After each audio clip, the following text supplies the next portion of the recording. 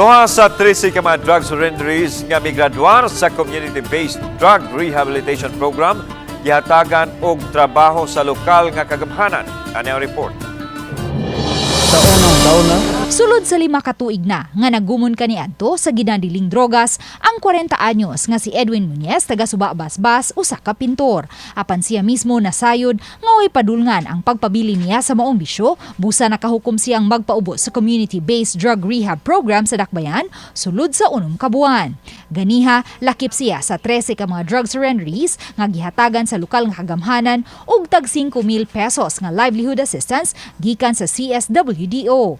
Sama kang Edwin, nagumon usab kaniadto sa ginadiling drogas ang 29 anyos nga construction worker nga si Jerry Centillas. Apan nakahukom usab siya nga mutahan ug magpaubo sa community-based drug rehab program.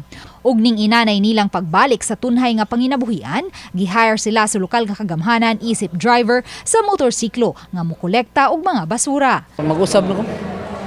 So, tungkol sa akong pamilya ba. Mura okay kayo ang gihatag nga trabaho ni Mayor. Ngayo po dakong pasalamat niya nga napilian man niya kami duha. Kinahanglanon na to sa ato ang clean and green, no? Katong mga garbage nga mga nahabilin, katong mga gikuha sa ato mga trucks nga dili nila masud sa mga dagko ang mga motorcycle ang ato ang gamiton.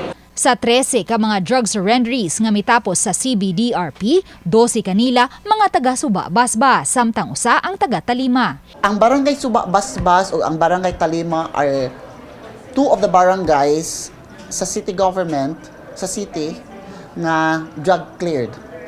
So, and we are very happy to inform na these beneficiaries from the city government negative sila kalot sa ilang drug test. Sa Pigasbahin, samtang gipaabot pa ang resulta sa confirmatory test sa 6 ka mga traffic enforcer nga nagpositibo sa surprise drug test ning buwana, duha kanila ang miangkon nga tigamitan gayud sila og ginadiling drogas. Samtang may duha usab nga may padayag og kaandam nga magpaubos sa community-based drug rehab program. Apan may duha nga mihimakak nga tigamitan sila og ginadiling drogas. Atong giingnan nga mao nang atong ipa-confirm gyud para to determine kung katubang tambal gyud ang nakapako sa iyahang pagka-positive. Uban ni Marlon Melgazo, Luan Merondina, Balitang Bisdak.